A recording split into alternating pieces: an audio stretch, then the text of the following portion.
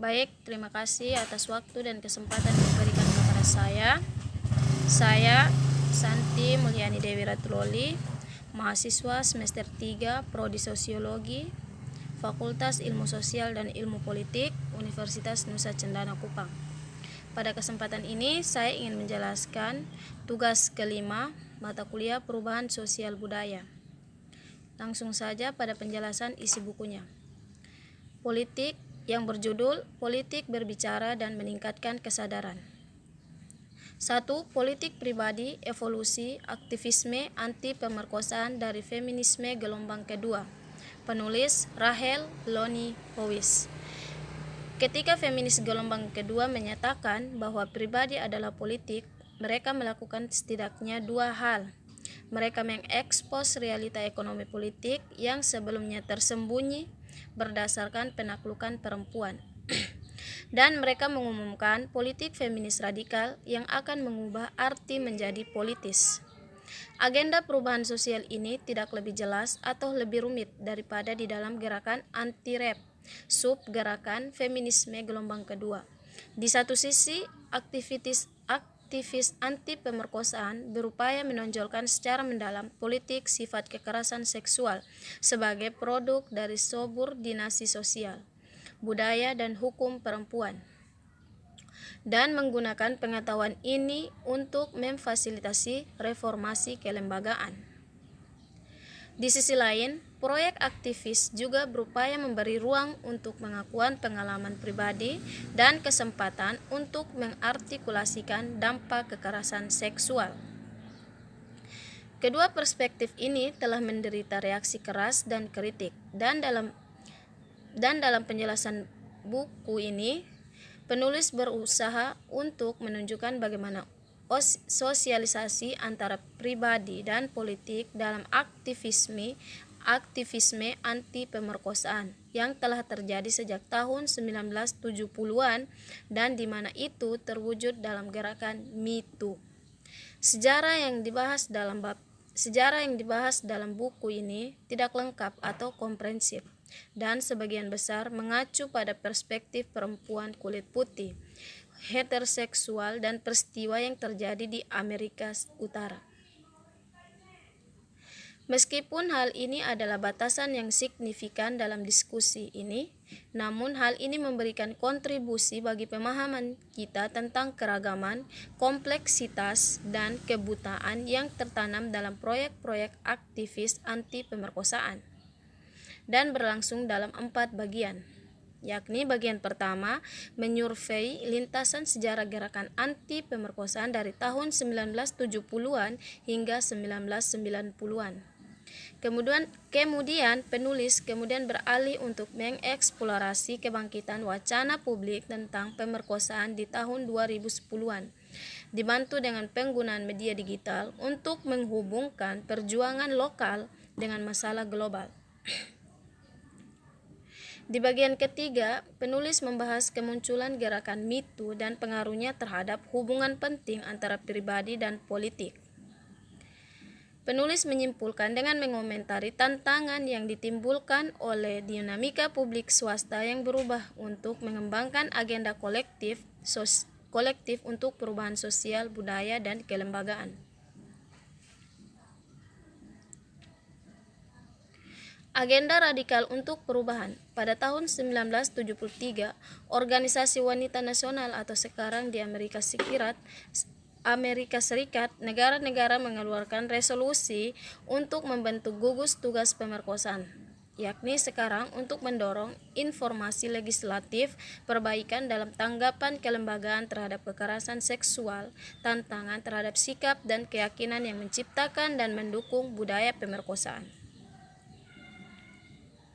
Satuan tugas muncul sebagai tanggapan atas inisiatif feminis radikal untuk peningkatan kesadaran dan pidato publik, dan menunjukkan potensi aktivisme, akar rumput, dan berbagai pengalaman pribadi untuk dimasukkan ke dalam aksi politik dan perubahan kelembagaan.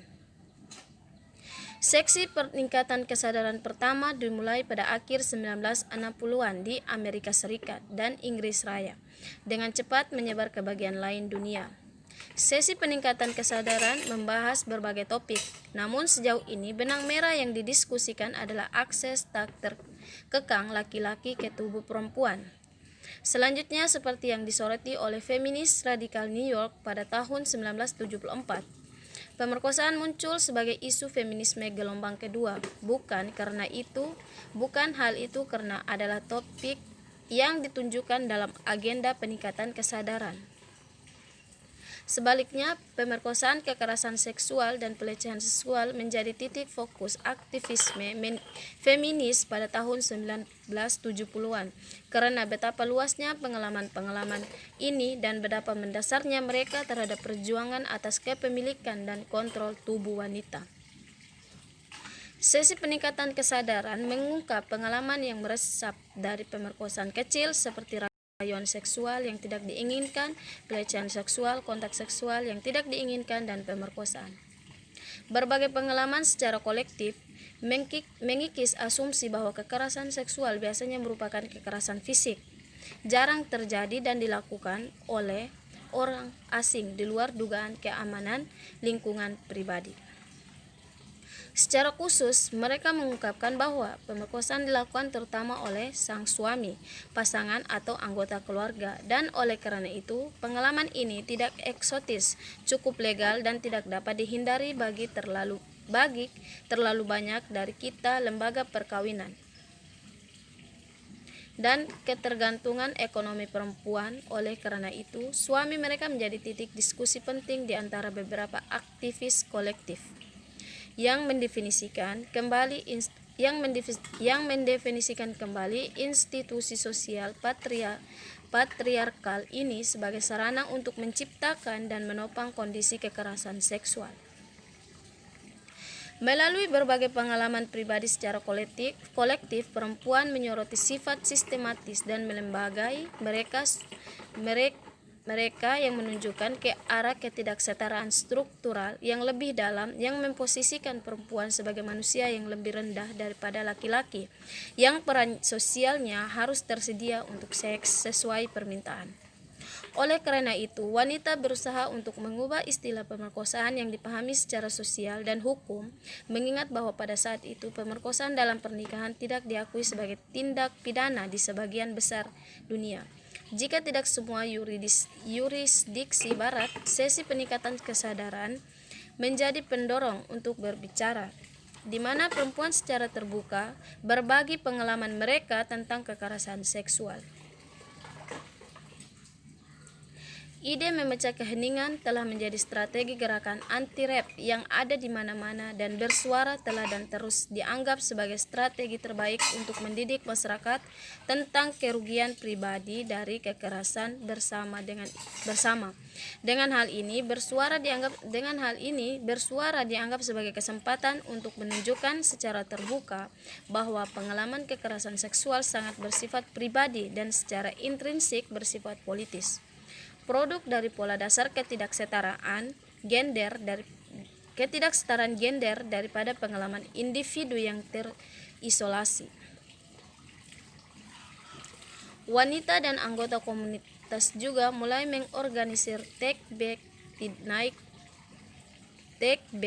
the Night pawai untuk menyoroti sejauh mana ancaman pemerkosaan dan pelecehan digunakan sebagai mekanisme untuk mengontrol atau membatasi pergerakan perempuan di depan umum. Bahasa yang digunakan oleh para aktivis awal tidak hanya menangkap respon pertempuran tetapi juga respon militeristik. Misalnya, feminis radikal menggambarkan diri mereka berada di WAR, singkatan yang disengaja untuk mendeskripsikan kolektif wanita menentang pemerkosaan di Inggris Raya. Istilah-istilah seperti pemerkosaan, pelucutan senjata, dan seksisme besar adalah slogan-slogan yang menonjol di majalah feminis bawah tanah di Amerika Serikat, dan anekdot dari perempuan itu sendiri dalam publikasi ini menggambarkan tanggapan perkelahian fisik yang dapat dilakukan perempuan ketika dengan mendorong wanita untuk belajar bela diri dan melawan penyerang mereka. Aktivis anti-rap menentang asumsi tentang kelemahan fisik wanita dan pasivitas seksual dan agresi fisik, kekuatan dan agen seksual pria. Baik, sekian dari saya. Terima kasih.